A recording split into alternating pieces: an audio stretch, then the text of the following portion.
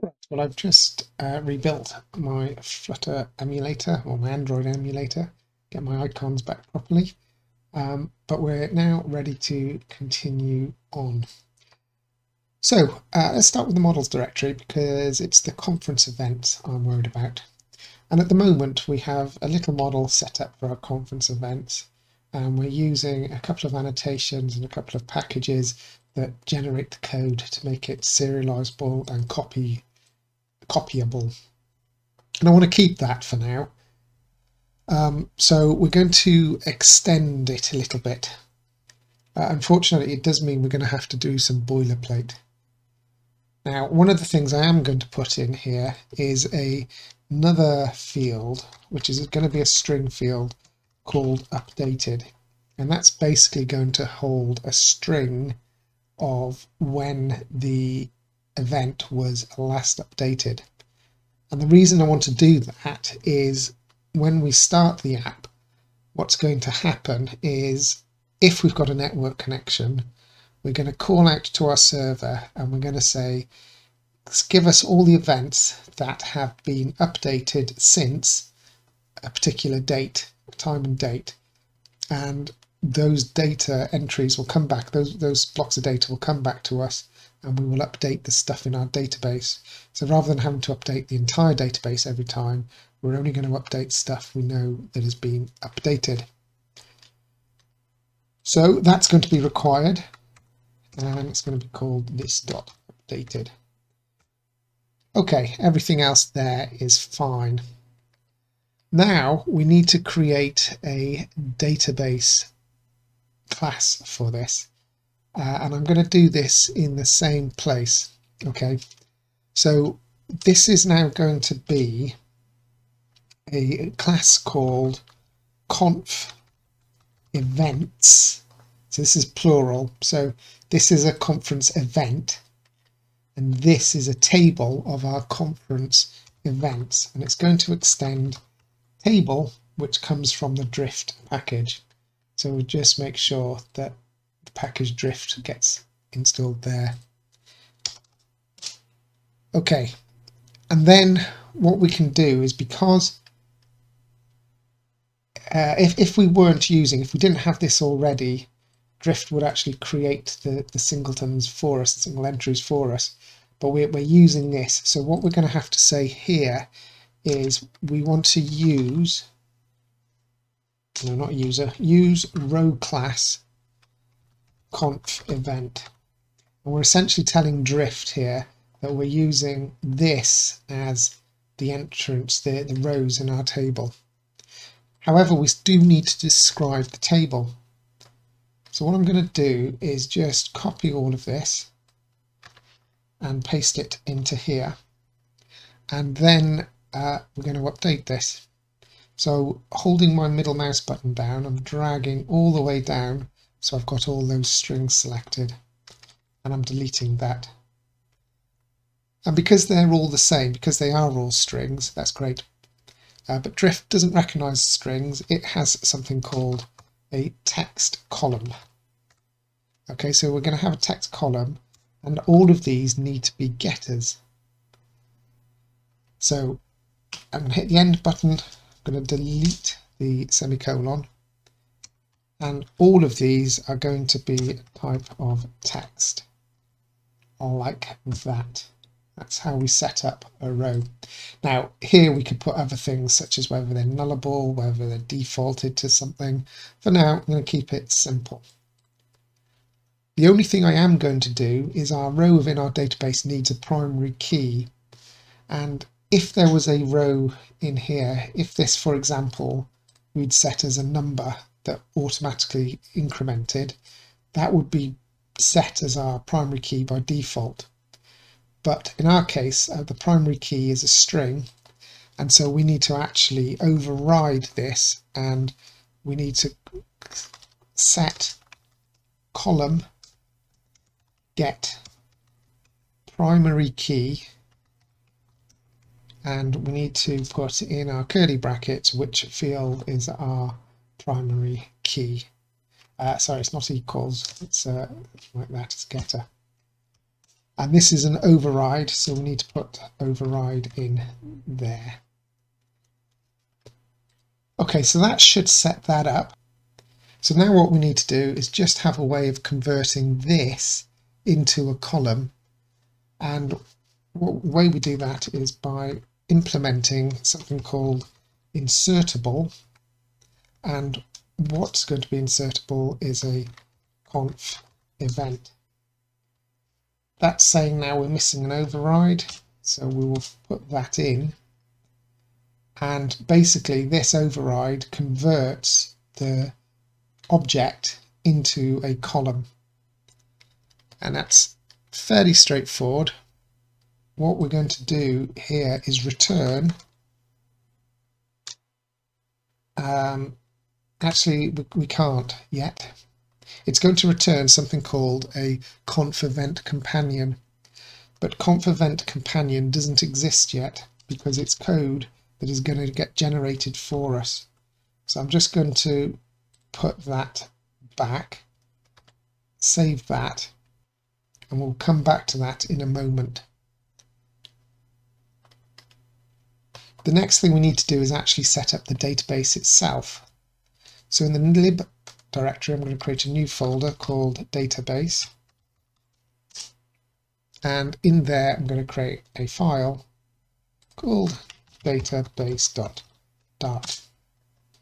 Now this is going to be a part file, so we'll put that in straight away.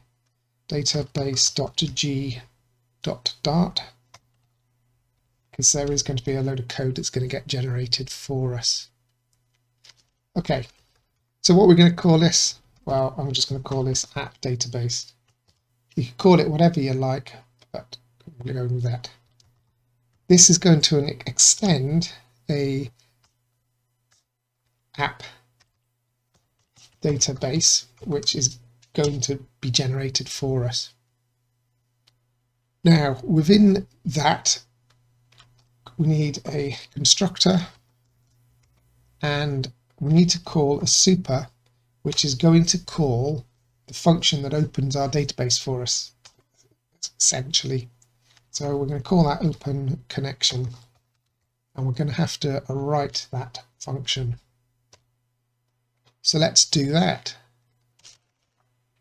So open connection to our database is going to return a lazy database,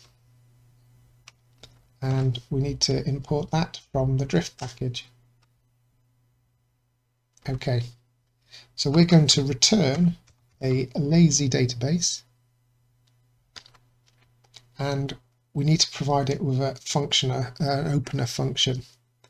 So we're going to do that with an asynchronous function.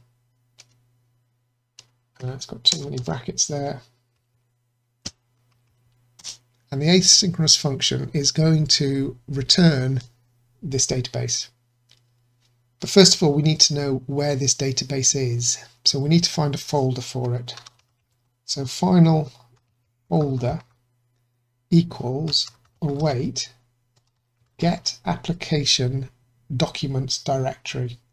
And that's part of the path provider package.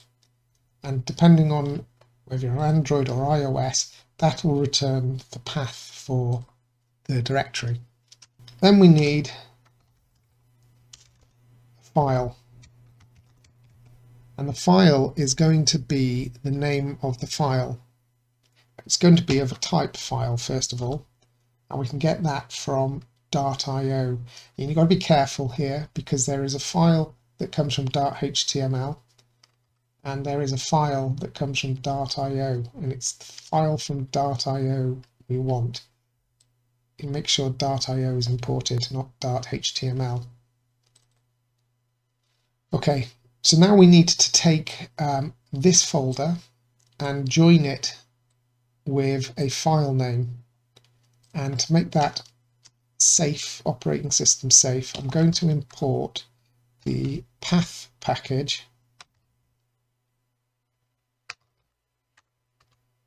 as P. So this is one of the packages we installed at the beginning.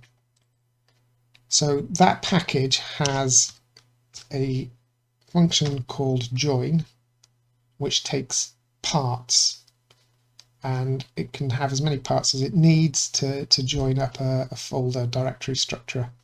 So we're going to take the folder that we've just created, we're going to take the path of that folder, and we're going to join it to a file that we're calling db sqlite. Okay, so now we've got that file.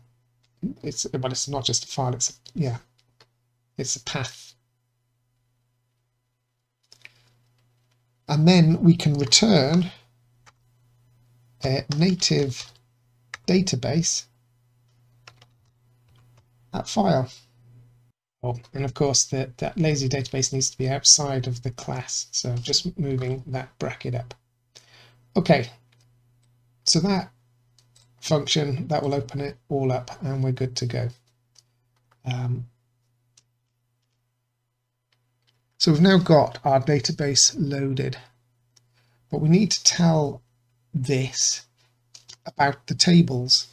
And the way we do that is with an annotation drift database, and then simply tables, and then as a list of the tables.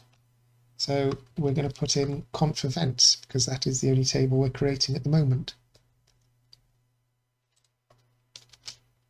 One more thing we need to do before we can get it starting, and that's one more override that we have to put in here, and that is the schema version.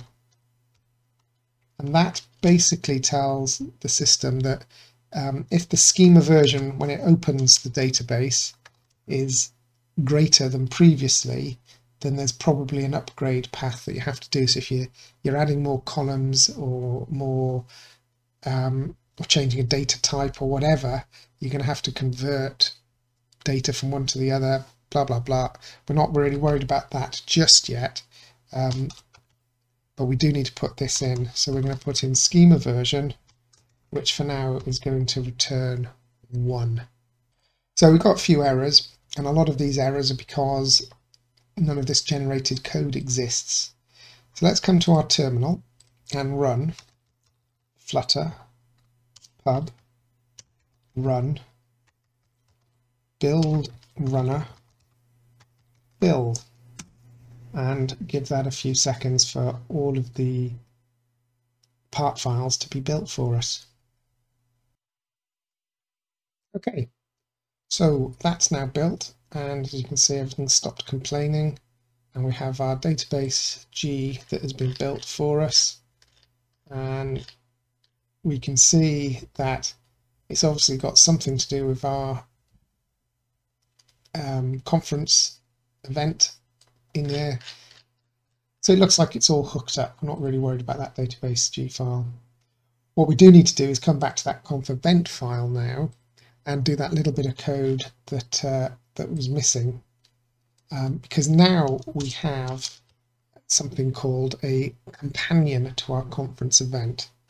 So we can return a conference, and you can see there, events companion.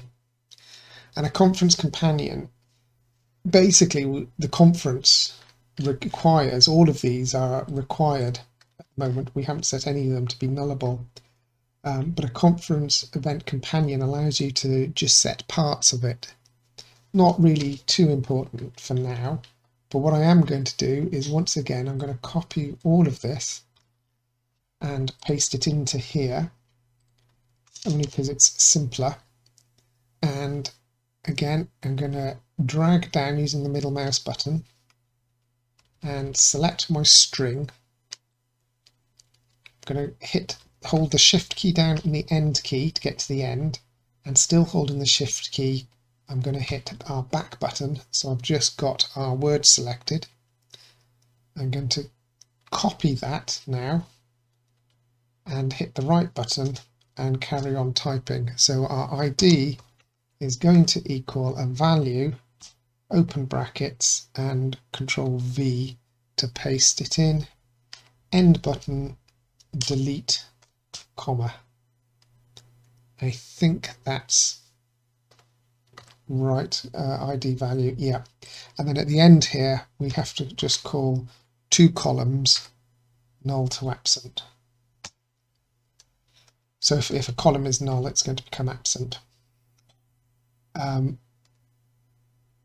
Okay, that's that.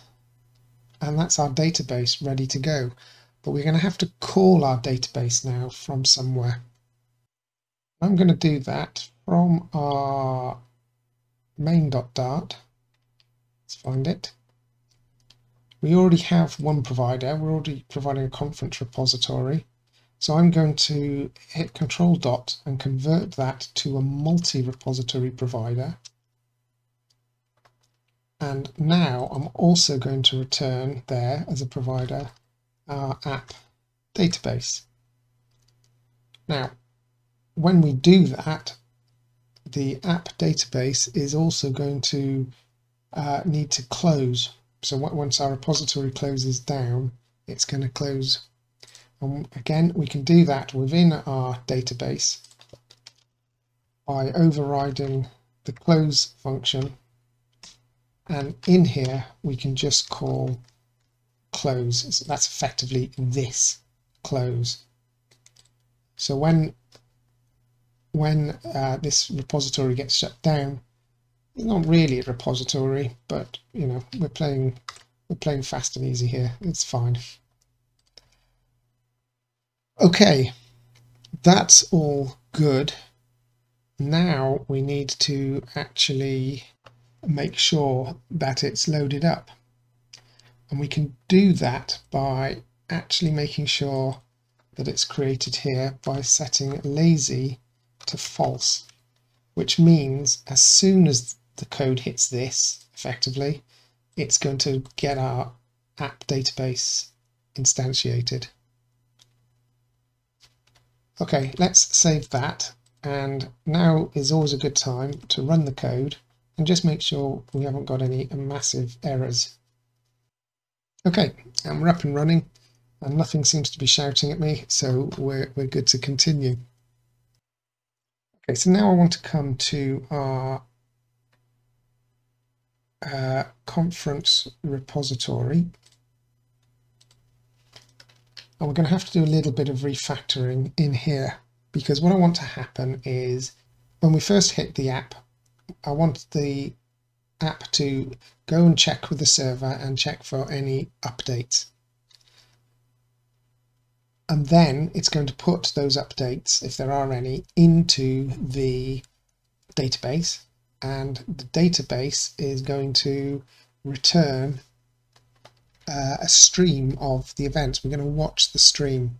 And the reason we're going to watch the stream of events rather than just getting all the data out of the database is that initially when the app loads, it's going to grab all the data from the database, and in the background the app is going to be connecting to the server and getting the update. And if there is an update and it writes that update to the database, we then want the update to show on the screen. So we need to alter our interface. So if we come to our conference interface, at the moment for get events, we get a future of the events. I want to change this to getting a stream of events. Okay, so saving that is obviously going to break our code because we're not doing that anymore. So let's come to our conference repository, and here we still need to sort of do this. So I'm just going to copy this code and paste it in, except this isn't going to be an override, but this is going to be called get events from server. Okay, and this is actually going to be private because we don't want this to happen anywhere else. So that code is still the same. It's still going to go off to the server and it's still going to get the events. Although we do have to adapt it a little bit. And then our override is not going to be a future. It's going to be a stream of list of conference events. And now we can just return our database, which means this package, this repository, is going to need access to our database. So we're going to have to set that up.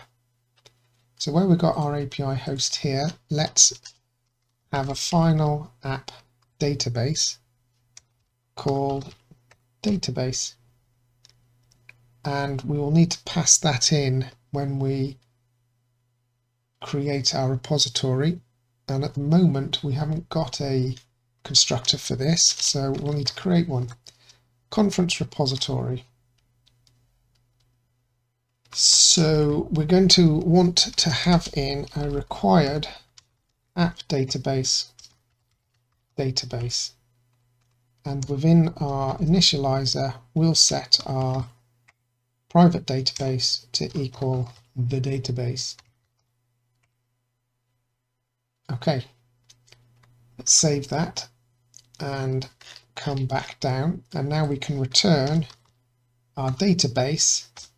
Now we need to return our code to get the query to get all our events. Well, that we haven't written yet, so let's head back over to our database and write that code. Okay, so within our code, underneath our scheme version, we're going to do all the stuff for conf events. And we're going to create, first of all, a stream of a list of conf events, or event, because that's what it is, which we will call watch conf events. Okay, that is going to return the following. Now it's important you put this in brackets here. We're going to select from the conf events, and the case is really important here, everything. So that's it. We're going to select everything from conf events, that's the default, and we're going to watch that. Okay, and that's all we need to do. So coming back to our conf events, we can now type in that watch conf events. Yeah, and it's no longer async. Okay, so that's fabulous, and that will work immediately out of the box. So if we save that now, oh, we haven't imported our conference repository here. We've got a problem. We haven't missed this part. We need to pass in our database. Now we've got a problem because we need the database here, but we need to have it existing so we can pass it in here first. So what we're going to have to do in our main is create our database and pass it through. So I'm going to create up here a final app database, which we're going to call DB, and we're going to require that to be passed in, which means when we run our app, we say that our DB is going to equal our app database, and we actually instantiate it there, which means that can no longer be a const. Required. Okay, so now instead of instantiating it there, we're just going to pass through the DB, and it means the same instance of the DB can also be passed in there. Let's save that and refresh our app. Yeah, and that's working. Now when we, in our homepage qubit, when we load it, we need to not get a list, but we're getting a stream. So a bit like we did before with the stream subscription, we need to save that. So let's have a stream subscription, which may or may not exist, called subscription. And in our load events, we're now going to say that our subscription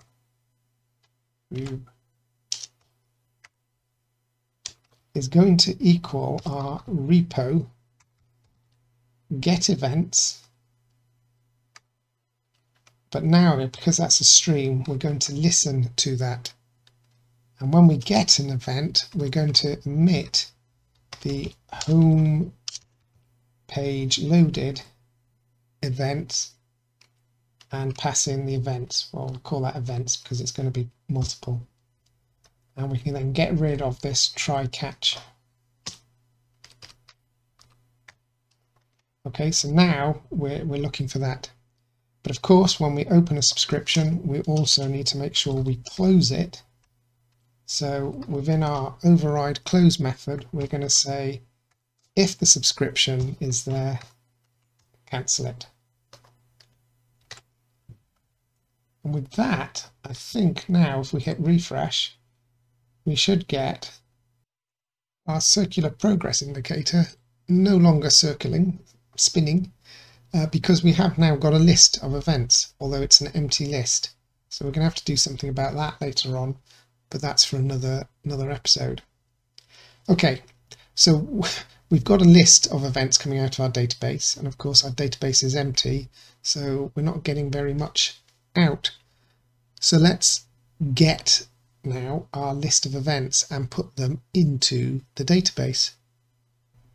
And I'm going to do that for now inside our conference repository. I'm going to actually update our events in here. So within our conference repository, I'm going to create a new function called update events with a U, which is how you spell update. And this is going to be an asynchronous function because we are going out over the network to get the list of events. And before I forget, because I know I'm going to forget, I'm going to come over to our server and I'm going to start our server npm run serve so that it's ready to go. Okay, so in our update events, what are we going to do? Well, we're going to get a list of conference events, and that is just going to equal the same thing that we were doing previously on our homepage qubit. And that was getting the events from the server, except we've now renamed that to get events from server. So that will get us our list of events and put it into there for us. And then what we need to do is save those into the database. And we can do that by saying for each conf event, which we will call event, that's in the events list, then database, we want to insert an event. Now this doesn't exist yet, we're going to have to write this. Insert event and pass in the event. And that's all we need to do other than write the insert event. So let's come back to our database. And in here, this is going to be a future void. So we're going to return a future void, and it's going to call insert event, and that's going to take in a conference event. And we're going to say here into conference events insert. Well, we actually want to do this insert on conflict update, because if we just do insert, it will only insert it and it won't update it later on. And if we did this as an update rather than an insert, then it wouldn't create it. But Drift does have this insert on conflict update, which basically means it will try to insert it, but if it can't insert it because it already exists, it'll then update it. So we're going to do that. Insert on conflict update the event and save that. Back to our conference, that should be working now. All we need to do is call this from somewhere, and we're going to do that from our constructor. So here after the database, let's put in a constructor. Let's put this onto multiple lines, and we're going to call in here the update events. Okay, let's save that and have a look at our app when we do a restart. And there we go, look at that. Our stuff comes in and it's there. Now, how can we prove that that exists? Well, if we come now and we comment out our update events and save that, that's effectively not getting anything from the server. In fact, we can come to our server and kill it so it's not running. And if we do a refresh now of our app, we still have the list of our events. So now they're being cached in our database. But that's not quite what we want. We do want to update events, but we only want to update events that are newer than the oldest event. So if we come over to our events on our database, you can see that I have put in an ISO timestamp for all of our events. Okay, so we've got different days starting yesterday when they were updated. And now we need a way of only getting back those dates greater than something else. In fact, let's change this one. I'm just going to change this to the 23rd. So then we'll have one on the 23rd, 24th, and 25th of the month. So that's going to be a quick change that we need to take care of in our server code. So let's come down to our server, controllers, events controller, and where we get all our events, we also want to get a timestamp. And so what we're going to say here, we can get rid of this console log, don't need that anymore, is we're going to get a from. So we're going to say constant from equals from the request query from or a default timestamp.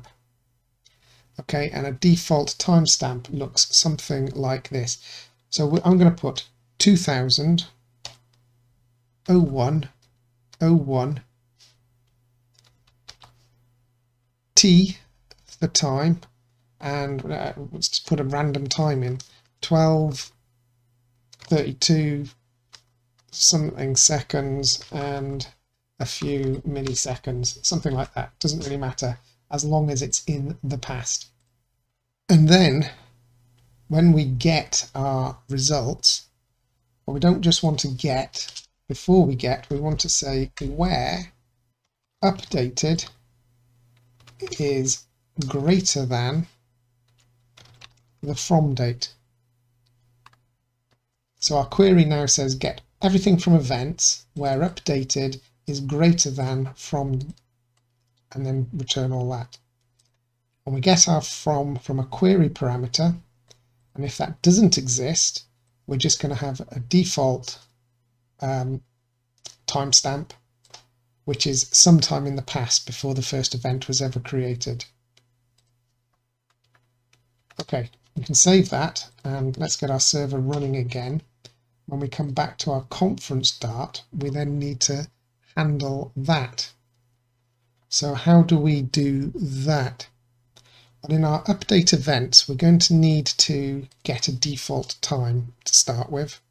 So we're going to have a string from equals last updated equals date time from milliseconds from epoch 0, i.e. a very long time ago, to ISO string. And you can see there the format for an ISO string.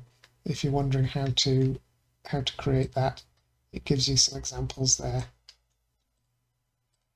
No, not to string, to ISO string. Okay,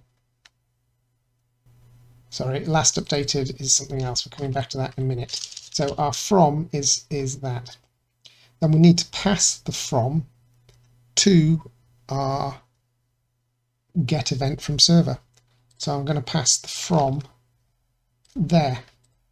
Now, of course, that's not accepted at the moment.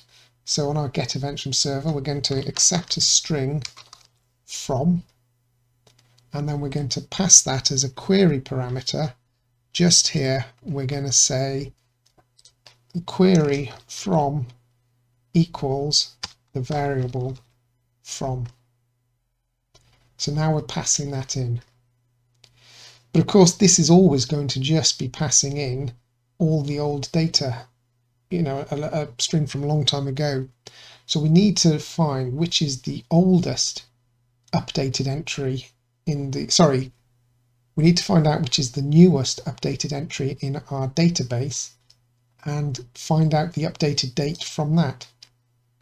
So come back to our database and let's create another query in here, which is going to be a future, because it's only going to return one, it's not going to return a stream of things, of conf event, but it might be blank, so we're going to put a question mark there because it's very possible there's nothing in the database, in which case there isn't going to be one. And we're going to call this get last updated,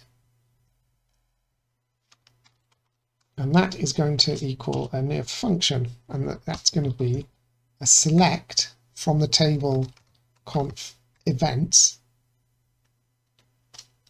And now we're going to say order by, and this is where it gets a little bit tricky. We're going to put in a list of ordering things. So we're going to take an event and we're going to put in an ordering term, and the expression is going to be the event updated mode, ordering mode descending, because we want the oldest one. Then, you've got to be careful with the brackets here, we want to limit that to just one. We only want one back. Okay, and then we can close that. So that there is our select statement.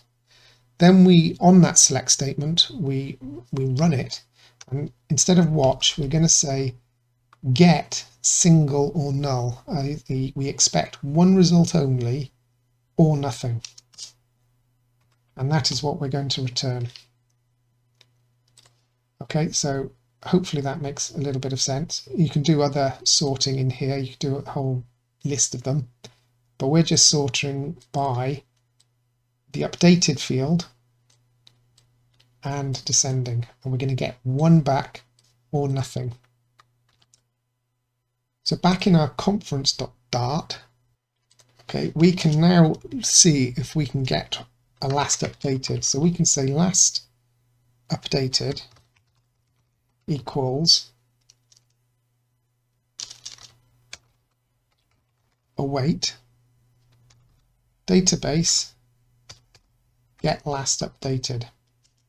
Now, if last updated does not equal null, then we're going to change our from to the last updated and the field is updated. So from initially equals a very old timestamp.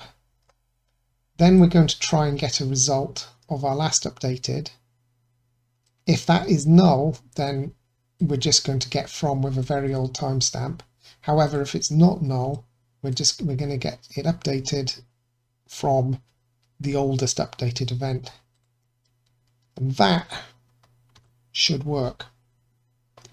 So how can we test that? Well, in our for loop here, we can just, for now, put print updating, and we can print the event dot title. That'll make sense. You'll be able to read that. So let's save that now and hit refresh. Let's see if we've hit any errors. I'm sure I've put an error in. Oh, we've got no errors and everything's going, but nothing has updated. So let's come over to our Flutter Firebase and let's change Advanced Flutter Part 2 to Advanced Flutter Part 3. And of course we have to update the updated, and we'll say it was updated let's say this morning, 26 at 10:09. Okay, so now that one should update. So let's reload our app.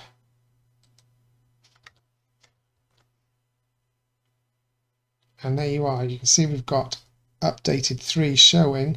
And if we look at our debug console, we can see that only one was updated. And that was the one that we've just selected.